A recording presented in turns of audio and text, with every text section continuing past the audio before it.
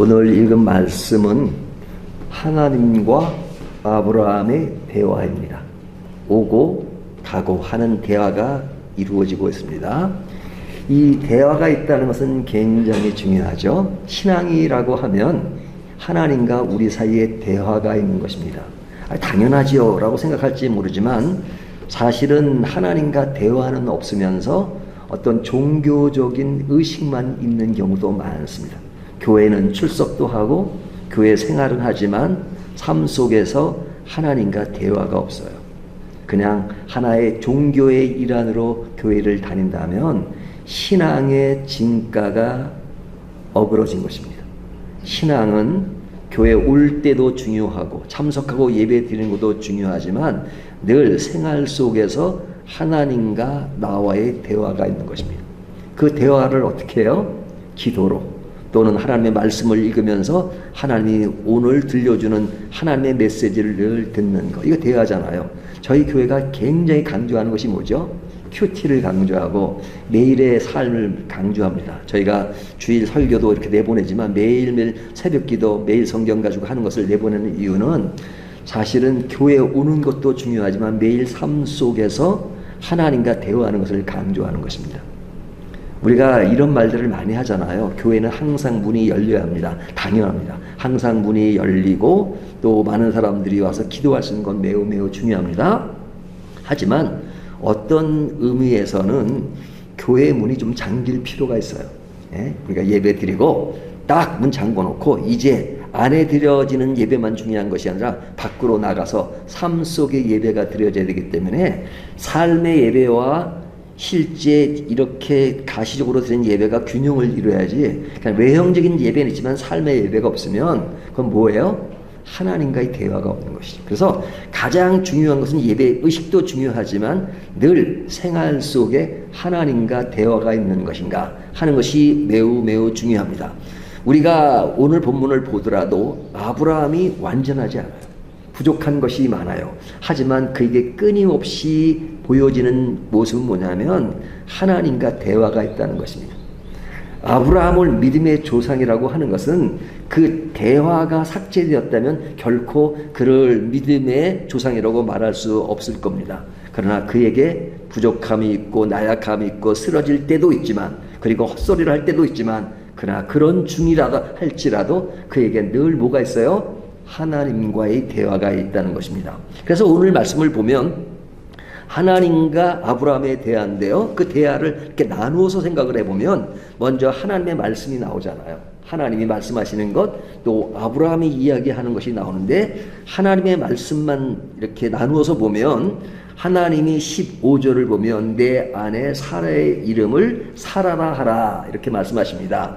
이 사라에게 내가 복을 주 아들을 낳게 하고 복되게 하겠다. 그러면서 그 바뀌어진 이름의 사라는 열국의 어머니다 이렇게 말합니다. 이것이 이제 15절과 16절에서 하나님이 말씀하시는 거예요. 그러면서 사라는 반드시 아들을 낳을 것이니 그가 그 다음 해에 낳을 것이다. 그의 이름을 이삭이라 하라 하고 이제 19절에 말씀하십니다. 그리고 하나님은 계속해서 내가 그 이삭과 언약을 세울 텐데 내년 이맘때 사라가 아들을 낳을 것이다 라고 21절 말씀하죠. 그러면서 또 이렇게 말씀하시기를 이스마엘에 대해서는 내가 지금 아브라함이 하는 말을 들었으니 그에게도 복을 주어 크게 번성하고 12방백을 낳게 하고 큰 민족이 되게 하겠다. 누가요? 이스마엘의 후손이 이렇게 말합니다. 이스마엘 이야기하는 것은 아브라함이 이스마엘 이야기를 했기 때문에 말씀하십니다. 이것이 이제 오늘 본문에 하나님이 말씀하시는 내용이에요. 자, 그러면 아브라함은 무엇이라고 이야기하고 있느냐? 그에게는 겉으로 하는 말과 속으로 하는 말이 있습니다. 두 개로 나눕니다. 이제 겉으로 하는 말은 이스마엘에 대한 이야기를 합니다. 하나님이 이삭에 대한 이야기를 하니까 하나님 이스마엘이나 하나님 앞에 살기를 원하나이다 하고 이스마엘 이야기를 겉으로 합니다. 하지만 속으로는 어떻게 얘기합니까? 17절을 보면 100세 된 내가 아들을 낳을 수 있을까? 그리고 90된 아내 사라가 아들을 낳을 수 있을까? 그러면서 어떤 반응을 보여요? 엎드려 웃으며 웃었다, 이런 말을 합니다. 이것이 아브라함의 대화 가운데 나오는 이야기입니다. 그러니까 하나님과 아브라함의 대화인데 그것을 이렇게 분류해서 보면 하나님의 대화 그리고 아브라함의 대화가 분류되는 것이 보여집니다. 자, 그렇다면 하나님과 아브라함의 대화는 어떤 특징이 있느냐 하는 것이죠. 자, 하나님의 말씀은 이상적입니다.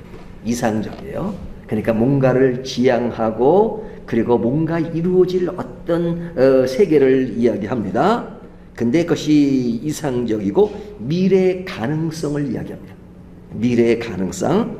근데 그 가능성이라고 하는 것을 다르게 말하면 현재 이루어지지 않는 일이죠. 현재 이루어지지 않는, 지금 앞에는 아무런 일이 일어나지 않았어요.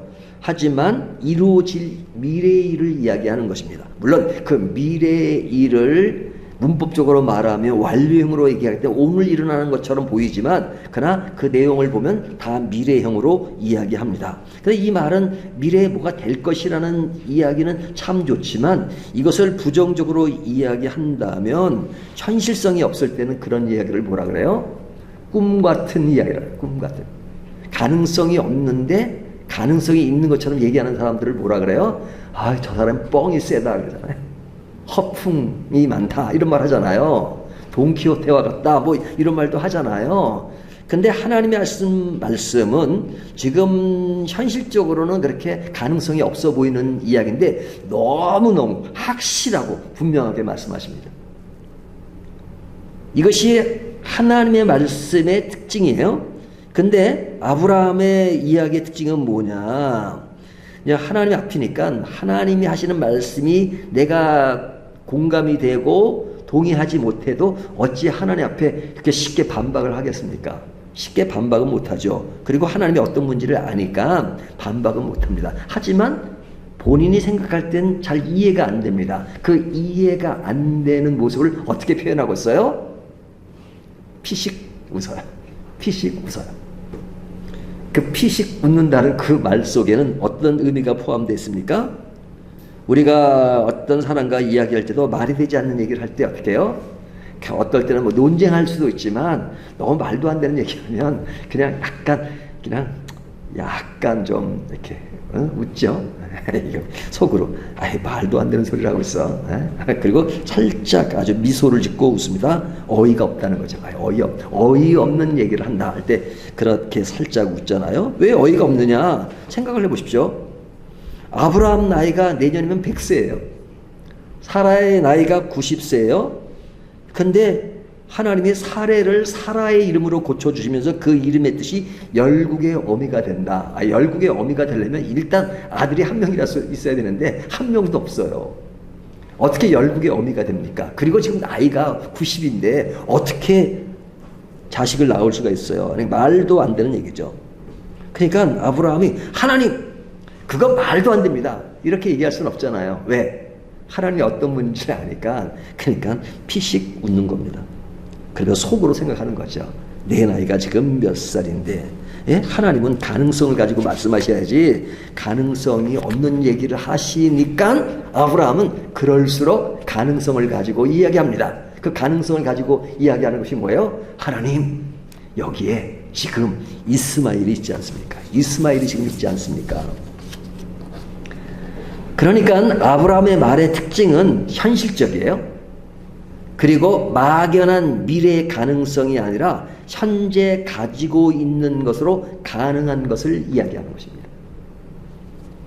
자, 우리가 하나님과 아브라함의 대화라고 생각하니까 우리는 무조건 하나님의 말씀이 맞다고 생각할 수밖에 없잖아요. 하지만 하나님과 아브라함의 대화라고 생각하지 말고 A라는 사람과 B라는 사람의 이야기를 한번 생각해 보시죠. 동등한 사람이에요. 근데 한 사람은 하나님처럼 이야기하고 한 사람은 아브라함처럼 이야기한다면 누구 말에 더 호응을 하시겠습니까? 하나님처럼 얘기하는 사람이 있으면 너무 꿈 같은 얘기하고 있잖아. 현실감이 없잖아. 비현실적이잖아. 어떻게 이렇게 꿈속에 살아? 현실적으로 살아야지. 그렇게 말하지 않겠어요? 그런데 아브라함의 이야기를 하면 이 사람에는 현실적이고 실현 가능성이 있고, 그러니까 이 말이 공감이 되고 이 말이 타당성이 있다고 생각하지 않겠어요? 우리가 신앙생활 하면서 늘 가지는 그 마음의 어떤 무엇인가 있습니다. 그 무엇인가가 뭐냐면 우리 인생 자체가 늘 갈등하는 측면이 있잖아요. 그 갈등하는 것 중에 하나가 뭐냐면 비합리적인 것, 비현실적인 내용을 성경에서 보게 되면 성경 말씀이니까 믿기는 하지만 그러나 어떨 때는 현실적으로 공감이 안 될 때가 많잖아요. 예수님이 물 위로 걸으셨다. 뭐 답 있죠? 예수님이 부활하셨다? 믿으시죠? 근데 일반 사람들은 그게 성경에 그런 나오기 때문에 신화적인 얘기다 이렇게 얘기하잖아요. 우리는 믿어요. 하지만 사실은 그 믿음의 실체가 나를 얼마만큼 감성적으로 영향을 주느냐, 좌우하느냐 할 때는 사실은 마음과 이론으로 믿지만 그러나 현실감은 없게 느껴질 때가 많잖아요. 뭐 그런 이야기가 한두 가지가 아니잖아요. 그러니까 그런 이야기를 하면 그냥 알겠습니다, 믿습니다 라고 그냥 어떤 마음으로만 동조하지 그것에 대해서 어떤 무의식적인 의식으로 이것은 비합리적이고 비현실적이고 가능성이 없다라고 무시로 느낄 때가 참 많단 말이죠. 그래서 실제로 신앙생활하면서 그런 내용을 들으면서도 무엇을 추구하느냐, 현실적이고 가능성이 있고 지금 될 수 있고 눈에 보여지고 손에 잡힐 수 있는 그런 것을 원합니다.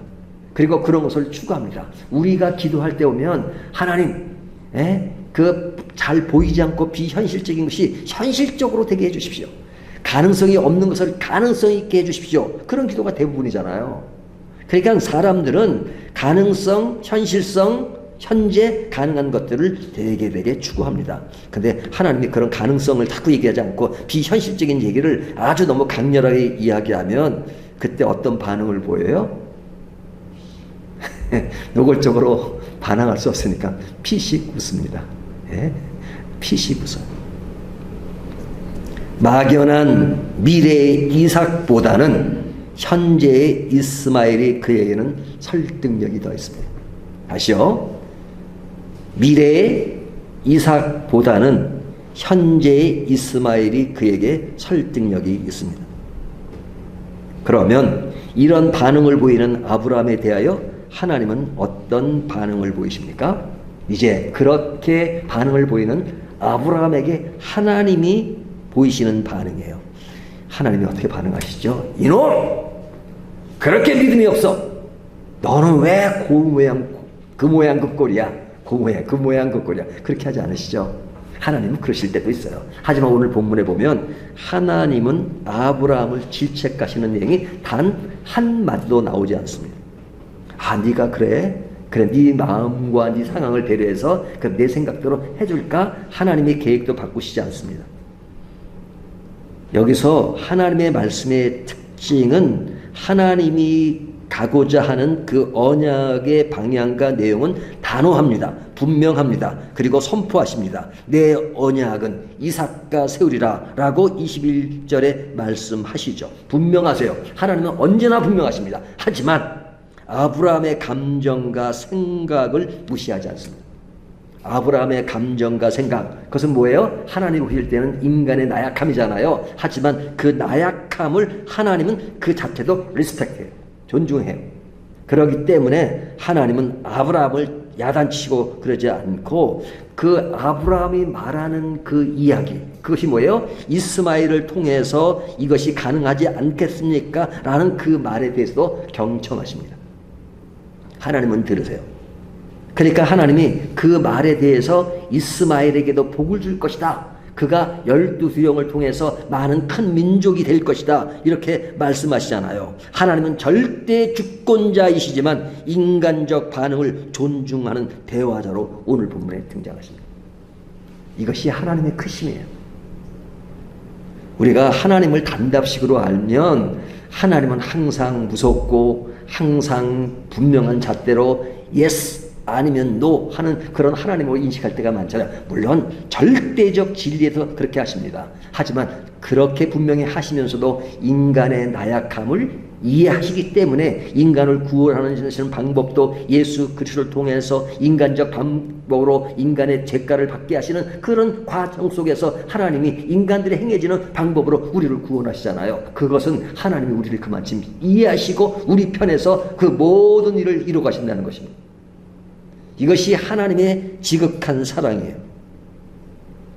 세상을 한 말씀으로 창조하신 그분이 모든 것을 한마디로 할 수 있지만 인간이 이해하고 인간이 설득하고 인간이 따라올 수 있는 수준에서 그 일을 펼쳐가십니다. 그리고 그 과정 속에서 나약한 인간의 모습을 이해해 주시고 그것을 하나하나 설득하시고 만들어 가시면서 우리를 이끌어 가십니다. 그런 하나님이시기 때문에 우리가 감사한 것이죠. 하나님은 미래의 약속을 분명히 하십니다. 하지만 그 약속을 현재처럼 하시는 것이 하나님의 시선이에요. 하나님의 시선은 분명하기 때문에 미래의 일이지만 오늘 당장 이루어지는 것처럼 말씀하십니다. 아직 이삭은 태어나지 않았지만 하나님은 지금 당장 이삭이 태어난 것처럼 미래 시제가 아니라 현재 시제로 말씀하고 계십니다. 사라가 아들을 낳으리니 그의 이름을 이삭이라 하라, 이렇게 말씀하십니다. 이는 하나님의 말씀은 곧 현실이 된다는 것을 증명하는 하나님의 신실하심을 표현하는 것입니다. 여러분, 말씀을 읽을 때 하나님의 이런 신실함이 늘 우리 앞에 놓여 있습니다. 하나님은 아브라함이 이스마엘이나 하나님 앞에 살기를 원하나이다 하고 아브라함이 말할 때 분명히 No! 아니다. No! 아니다. 이렇게 말씀하십니다. 하나님의 언약은 인간과의 타협이 아니라 하나님이 하시고자 하는 분명한 일을 진행시키고 나가십니다. 분명하십니다. 하지만 그 과정 속에서 해나가는 과정을 보면 인간의 상황을 무시하지 않습니다. 그래서 하나님은 역사하시는 것 가운데 인간이 가지는 그 부분을 또한 계획하시고 또 그것에서 뭔가를 만들어 가시면서 하나님의 뜻을 같이 이루어 가십니다. 그러니까 이스마엘이라는 존재는 없어질 존재, 생각지도 못할 존재, 그리고 인간이 어떤 그릇된 존재로만 딱 그냥 완전 내놓은 것이 아니라 아브라함이 이스마엘을 이야기할 때 그리고 그 후에 벌어지는 이스마엘에 대해서도 하나님은 분명히 말씀하십니다. 오늘 본문에도 하나님은 이스마엘에게도 복을 주시며, 그 오늘 복 주신다는 말 딱 두 개라는 게 아니라 두 요소로 나옵니다. 사라에게도 복을 주시고 그리고 이스마엘에게도 복을 주시고, 언약의 계승자는 이삭이지만 그러나 이삭이 분명하지만 그러나 이스마엘의 후손에게도 하나님은 복을 주소 그들에게 번성하게 할 것이라고 이렇게 말씀하십니다. 그러니까 하나님의 궁율은 매우 넓습니다. 넓다는 것은 믿는 사람들에게만 하나님의 은혜가 다 펼쳐지는 것이 아니라 믿지 않는 사람에게도 하나님은 공기를 주시고 물을 주시고 살아갈 수 있는 생명을 주시고 다 주십니다. 하지만 그런 가운데서 하나님이 이루어 가시는 언약의 주권은 너무 분명한 것이죠. 그래서 이것을 구분하는 것이 중요해요. 하나님의 보편적인 사랑과 하나님의 특수한 사랑, 이것을 잘 구분하는 것이 중요합니다. 그렇다면 하나님이 이렇게 하시는 것과 아브라함이 하는 행동 속에서 다른 것이 무엇입니까? 신앙의 본질과 정체성의 충돌입니다. 하나님은 언약을 통해서 이스마엘의 길이 아니라 이삭의 길을 가리키고 있습니다. 이삭의 길. 근데 지금 아브라함은 어떤 길을 지금 자꾸만 이야기하고 있어요? 이스마엘의 길. 하나님은 이삭의 길을 이야기하고 있습니다. 그래서 오늘 본문에 보면 이삭의 길과 이스마엘의 길에 너무 확연하게 구분돼요. 하나님은 출발점부터 이삭의 길을 얘기하십니다. 그것은 뭐예요? 하나님은 약속하시고 그리고 기다리라고 말씀하십니다. 하나님의 출발은 이삭의 길을 이야기하시면서 그 이삭이 올 때까지를 기다리라. 그리고 그것을 너무 분명히 약속하십니다. 하나님의 약속과 기다림이 있습니다. 하지만 이스마엘의 길은 인간의 계획과 조급함 속에서 출발합니다. 그래서 이스마엘이 나온 것입니다. 인간의 조급함과 인간의 계획, 인간의 계획 속에서 하나님이 그렇게 하실 것 같지 않으니까 인간이 자기들의 머리를 써서 인간이 만든 조급함과 계획 속에서 이루어진 것이 이스마엘의 길입니다. 그 결과는 어떻게 됐습니까?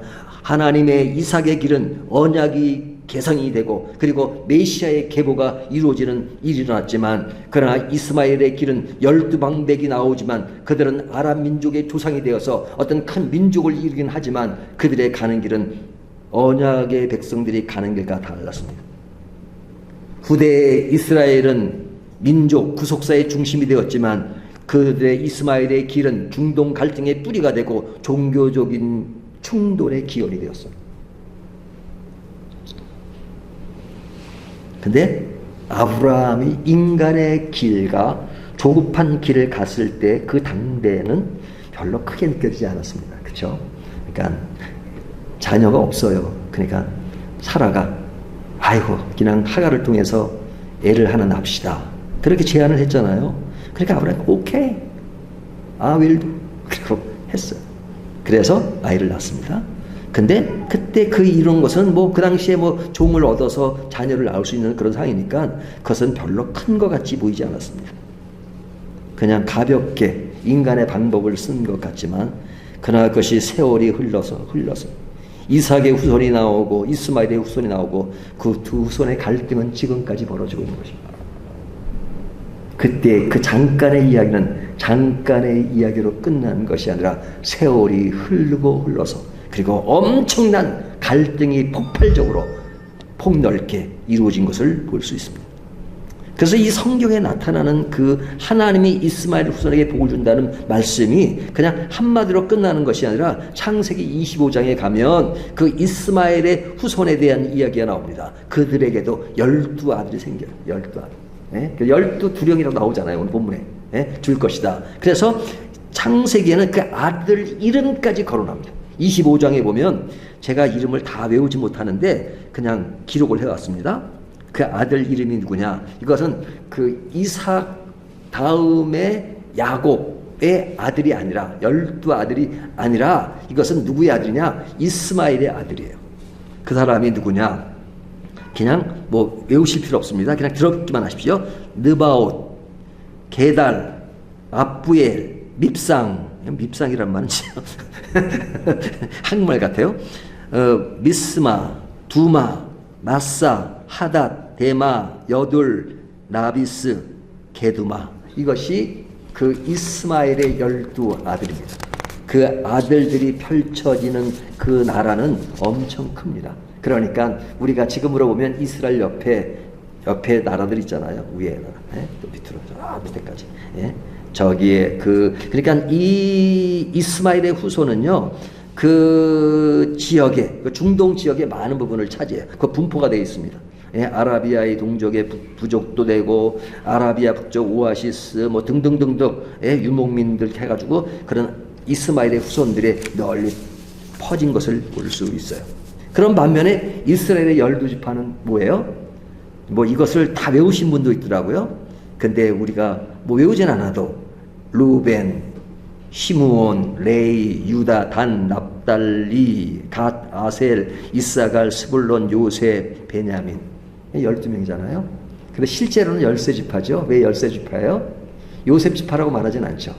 요셉의 아들 두 사람, 므낫세 지파, 에브라임 지파, 그 두 지파, 13지파입니다. 근데 12지파에게 땅을 주고 레이 지파는 제사장 일을 하니까 실제로 12지파를 지역적으로 이루어지고, 그리고 레이 지파는 제사 드리는 일들을 해나가고 있잖아요. 그러니까 지금 이것은 그 아브라함과 이삭의 길이 세월이 지나서 그들에게 펼쳐지는 세계는 너무너무 이렇게 쫙 대조를 이루면서 나가고 있죠.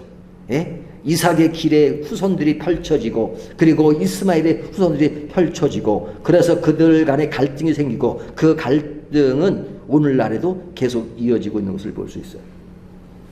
그래서 기독교가 있지만 이슬람이 있잖아요. 이스마엘의 후손들은 그 이슬람 쪽의 사람들이 많잖아요. 근데 이삭은 아브라함의 아들이며 언약의 자녀죠. 하지만 이슬람교에서는 뭐라고 말하냐면 여러분 거기다 아브라함 유대교나 뭐 이슬람이나 기독교나 다 이렇게 아브라함은 다 거론이 돼요. 근데 그 이슬람에서는 뭐라 그래요? 아브라함의 장자가 누구냐? 장자가 누구예요? 이스마엘이잖아요. 이스마엘이 제일 먼저 났으니까. 그것도 보통 위가 아니에요. 13년이나 먼저 태어났잖아요. 네? 그러니까 우리는 아브라함의 장자 이스마엘의 후손이다. 그렇게 생각을 하죠. 그러니까 여기에 두 시선의 충돌이 있는 것입니다. 그러니까 하나님의 시선과 아브라함의 시선은 이렇게 구분돼요. 지금 현재 속에 아브라함의, 그러니까 현재라는 것은 지금이 아니라 성경이 지금, 아브라함의 시선은 이삭 중심이고 하나님의 시선은 이삭 중심이고 아브라함의 시선은 이스마엘 중심입니다. 근데 그 기준은 하나님은 약속과 신실함에 있다면 아브라함의 시선은 현실과 가능성에 있습니다. 하나님의 시선은 미래 성취를 얘기하고 있다면 아브라함은 현재 실현을 얘기하고 있습니다. 하나님의 시선은 그 방법의 사라를 통한 초자연적인 역사를 이야기하고 있지만 아브라함의 시선은 하갈을 통한 인간적 해결을 이야기하고 있습니다. 하나님의 언약의 성격은 영원한 언약을 이야기하고 있지만 아브라함의 시선은 복의 약속에 중심을 두고 있습니다. 그렇다면 오늘날 우리들의 신앙의 길은 어떤 길로 가고 있습니까? 이삭의 길을 가고 있습니까? 아니면 이스마엘의 길을 가고 있습니까? 하나님은 어떤 길을 가기를 원하십니까? 여러분, 이스마엘의 길은 악하고 추하고 뭐가 없는 그런 세계가 아닙니다. 오늘 본문 보면 이스마엘에게도 하나님이 복을 주셔서 번창하게 하시고 크게 합니다. 그래서 하나님이 이스마엘에게 복을 주셨다, 이렇게 말씀하십니다. 그러니까 복 주는 것 같아요. 근데 하나님의 언약이 어떻게 실현되는가 하는 그 차이점이 있는 거잖아요. 그렇다면 우리가 어떤 시선으로 우리의 신앙생활을 해나가야 될 것인가. 오늘 제가 특별히 오늘은 다른 날과 달리 두 가지 예를 하나 드리겠습니다. 그 예가 뭐냐면 제가 어서 찾아본 건데요. 10인치 프라이팬이라는 그 말이 있더라고요. 네? 10인치면 1인치가 한 3cm가 넘잖아요. 한 30cm 되는 프라이팬이 있는 집에 사람이 있습니다. 이 사람이, 그 남편이 이제 낚시를 갑니다. 낚시를 하는데 고기를 잡잖아요. 고기를 오랫동안 낚시꾼이니까 고기를 잘 잡아요. 물고기를 잘 잡아요. 근데 딱 잡다가 큰 물고기가 오면 그냥 놔줘요. 그리고 작은 물고기만 나오면 좋아하고 그 작은 물고기만을 좋아합니다. 그러니까 그것을 보고 있던 옆에 사람이 그런 얘기를 합니다. 왜 큰 물고기를 놓아주고 작은 물고기만 가지고 가시려고 합니까? 그러니까 이 사람이 뭐라고 얘기하냐면 우리 집에 프라이팬이 10인치예요. 10인치. 10인치의 고기를 구우려면 큰 고기는 프라이팬이 작아서 안 돼요. 그러니까 프라이팬에 맞는 고기를 잡고 있습니다. 이 이야기를 합니다. 자, 이 이야기 속에 우리가 좀 생각할 수 있는 것이 뭐예요? 하나님의 약속은 종종 우리의 그릇보다 큽니다. 우리의 프라이팬보다 큽니다. 이삭의 길은 하나님의 약속을 담을 수 있는 믿음의 그릇을 준비하는 여정입니다.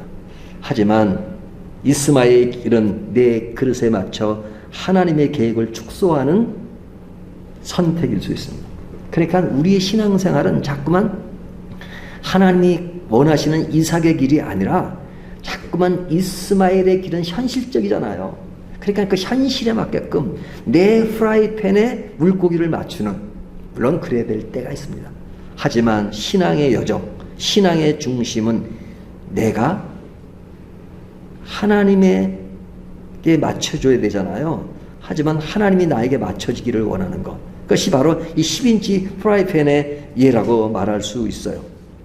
또한 우리가 시간과 연결되는 하나님의 신앙을 많이 얘기하잖아요. 어떤 아이가 여기서 기차를 기다리고 초조하게 기다립니다. 아버지한테 얘기합니다. 아빠, 왜 자꾸 이렇게 기차가 안 와요? 그러니까 아버지가 이렇게 이야기합니다. 기차는 항상 제 시간에 와. 우리가 좀 일찍 오는 거야. 일찍 온 거야. 기차가 늦게 오는 것이 아니라 기차는 제 시간에 와. 우리가 일찍 온 거야. 그러니까 좀 기다리면 제 시간에 기차는 올 거야. 이렇게 말합니다. 하나님의 약속은 지연되는 것이 아니라 정확한 그때에 이루어집니다. 이삭은 늦게 온 것처럼 보이지만 하지만 그 늦게 온 것이 아니라 하나님의 완벽한 시간표에 맞춰 도착한 하나님의 약속의 열매입니다. 근데 자꾸 인간의 시간편을 가지고 이야기할 때가 참 많죠. 제가 이렇게 요즘 이렇게 이제 영화를 찍는데 그때 이제 전망대 진실은 그렇게 한 20분 넘는 영화를 찍었잖아요. 요즘은 제가 한 달에 한 번 정도 한 3, 4분짜리 영화를 하나 찍자 그래서 지난번에 인생의 희로애락이라고 하는 걸 짤막하게 찍었어요. 요번에 이제 이렇게 하나 준비하고 있는 겁니다. 한 3, 4분짜리인데 그 제목이 뭐냐면 다가온 사진이에요. 다가온 사진. 그래서 제가 이렇게 이제 글을 좀 이렇게 써놔요. 그래서 지금 1차 촬영을 했습니다. 뭐 3, 4분짜리 영화니까 길지 않아요. 근데 다가온 사진. 근데 이제 우리 교우분이 우리 이성배 집사님이랑 노총수 권사님을 제가 이제 배우로 지금 초청을 했습니다. 그래서 지금 저기 1차 등장하는 배우는 찍었어요. 찍어서 이제 두 분이 시간 날 때를 기다리고 있습니다. 근데 이제 두 분이 어떤 모습이냐면 그 다리 위에서 어떤 사진 작가가 아주 자기가 원하는 사진을 찍으려고 애를 써요. 근데 그날도 풍경 사진을 찍었는데 그 마음에 안 드는 거예요. 그러니까 마음에 안 들어요. 예? 내가 뭔가 찾으려고 사진을 통해서 뭔가 찾으려고 이것저것 찾는데 마음에 들지 않아요. 그래서 아유 우리가 사진이 안 돼. 왜 내 마음에 드는 사진이 없어? 그래가지고 소파가 아니라 벤치에 탁 누워요. 벤치에 탁 누워 있는데 저쪽 고개를 돌려보니까 어떤 머리가 희고 예?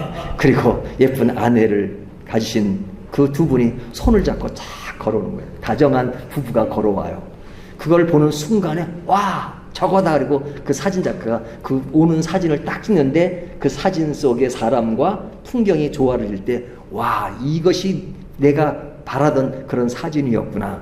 그러니까 내가 찾을 때는 안 된 사진이지만 이 사진이 다가왔구나. 그런 이야기를 합니다. 그래서 다가가서 사진을 찍어서 제가 사진 몇 장을 더 찍어드릴게요. 그러니까 거기에 나오는 이성배 집사님이 그런 얘기합니다.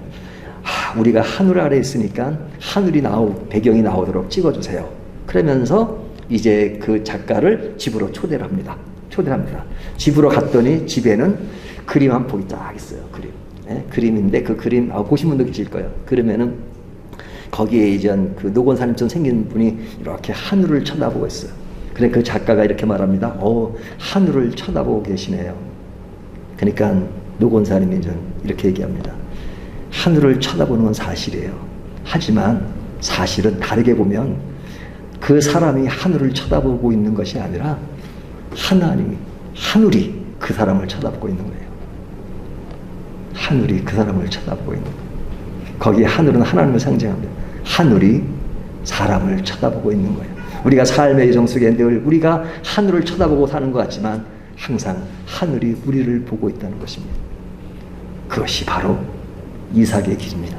이삭의 길은 하나님이 지금도 우리를 바라보고 계시고 우리를 인도해 가시고 그래서 하늘이 우리를 바라볼 때는 현실적이 아니고 비현실적이고 가능성이 없는 비가능성인 그런 모습으로 보이지만 그래서 인간이 쳐다볼 때만 그것이 가능성이 있고 현실적인 것처럼 보이지만 그러나 인생의 흐름 속에 신앙의 흐름 속에는 하나님이 우리를 바라보고 언약의 길을 만들어 가십니다. 그때는 분명히 오십니다. 하지만 우리가 좀 일찍 왔다고 해서 기차가 늦게 온 것이 아니라 기차는 제 시간에 오지만 우리가 일찍 왔기 때문에 제 시간에 오는 하나님의 때를 기다려야 합니다. 하지만 우리는 이렇게 생각합니다. 하나님의 때가 더디다고 하나님이 늦다고 아닙니다. 하나님은 제때 오십니다. 우리가 일찍 온 것뿐입니다. 우리의 인생에 우리가 짜놓은 프라이팬에 물고기를 맞추는 것이 아니라 하나님이 만드신 그 물고기를 마음껏 누리면서 우리는 하나님 안에서 더 감사하고 기쁜 언약의 길을 이삭의 길을 함께 가면서 마음껏 하나님 앞에서 누리고 감사하고 기쁘고 하나님의 뜻을 이뤄나가는 저와 여러분이 되시기를 주님의 이름으로 축원합니다.